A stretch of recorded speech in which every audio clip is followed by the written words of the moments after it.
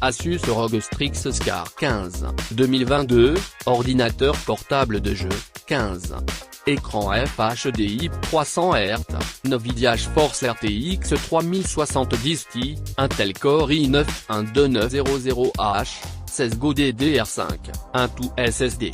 Clavier RGB à touches multiples, Windows 11 Home, G533ZW à 94 puissance de traitement permanente, accélérer les jeux, le streaming et la création sur votre ordinateur portable grâce au processeur Intel Core i9 12900H de 12e génération, 6 noyaux P et 8 noyaux E, avec 24 AM de cache et une vitesse d'horloge pouvant atteindre 5,0 GHz. RTX Realisme. CEN marche, cet ordinateur portable de jeu Windows 11 est équipé du GPU GeForce RTX 3070 Ti avec un TGP maximum de 150W et ROG Boost jusqu'à 1460 MHz, pour vous offrir les graphismes en tracé de rayons les plus réalistes et des fonctions et de pointe comme Nvidia DLSS. Refroidissement intelligent ROG. Le Scar 15 fait monter le refroidissement d'un cran, en ajoutant le métal liquide Thermal Grizzly, les ventilateurs Arcflow et le refroidissement ambiant 0 dB. Visualisation rapide, voyez tout avec un écran 15,6 FHD/300 Hz de type IP et un temps de réponse de 3 ms.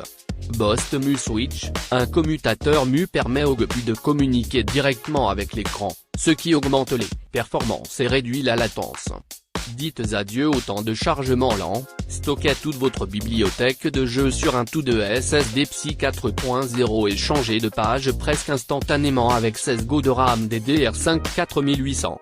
Personnalisez votre ordinateur, affichez votre personnalité avec le clavier RGB Aura 5 par touche, la barre lumineuse et les capuchons d'armure interchangeables, tandis que le ROG Keystone II vous permet de sauvegarder vos pré-réglages de jeu pour un accès rapide. Affichez plus si vous êtes passé à côté des grandes annonces du C 2022, voici un produit qui va vous remettre à la page. Annoncé justement lors du grand show annuel de la VGA, le renouvellement des gammes de laptops estampillés Republic of Gamer ajoute de très sérieuses options au catalogue d'Asus.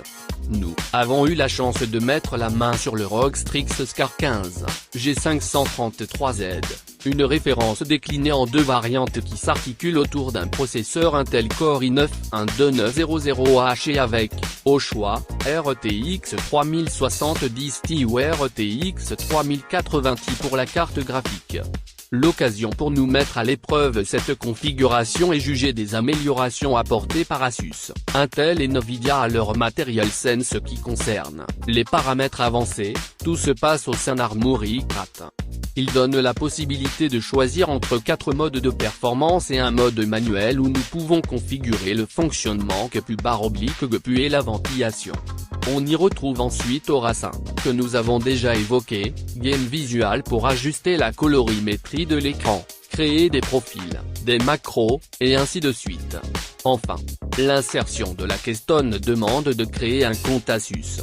Une fois effectuée, cette clé va permettre de gérer et stocker plusieurs profils, avec par exemple des effets d'éclairage, des réglages de performance personnalisés, etc., et débloquera la fonctionnalité Shadow Drive.